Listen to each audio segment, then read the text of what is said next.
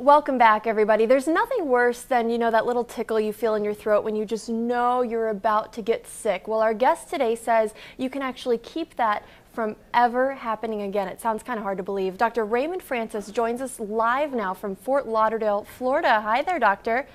Hey, how are you? Good, good. I'm so glad we could make this work out. So you have this book that's called Never Be Sick Again, and that sounds amazing, but it's hard to believe. Well, it may be hard to believe because we don't experience that, but it's true. And the thing is this, here's what people need to know. The technology exists to not be sick. The information we already have is sufficient to prevent and reverse this epidemic of chronic disease that we have in America. And as you pointed out, you don't even have to have a cold.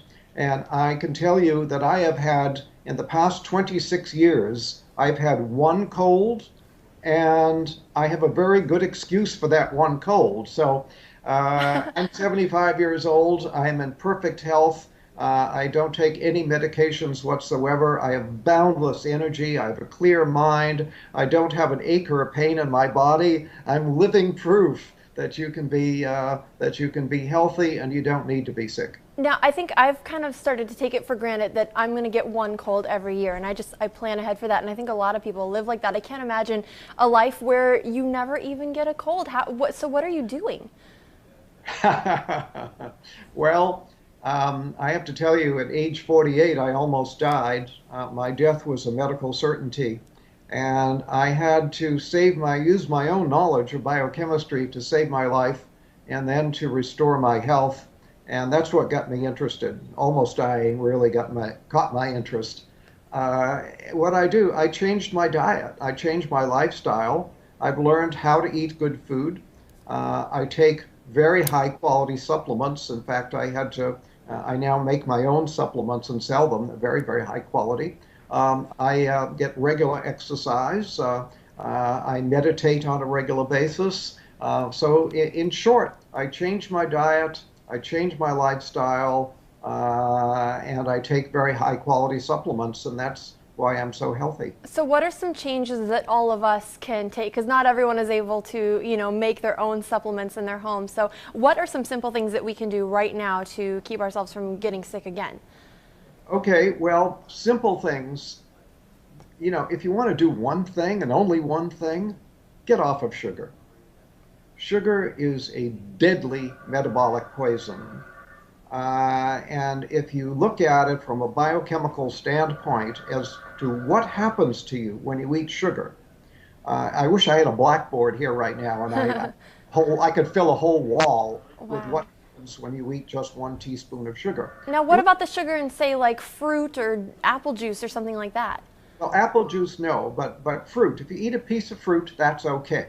Okay. A fruit juice is not okay because you get too much bioavailable sugar and you get a sugar spike in your blood. But when you get a sugar, you can eat 1 teaspoon of sugar. Within 2 hours, your immunity will be reduced by 50%.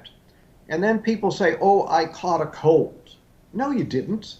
You reduce your immunity and you then made yourself susceptible to an infection. So that's why I don't get colds. I don't get infections because I keep my immunity strong. I don't eat sugar. All because of sugar. So that bag of jelly beans we've been passing around here in the newsroom ever since Easter, that's something that's hurting us. Bad idea. Bad idea. Yeah, you don't want to do that.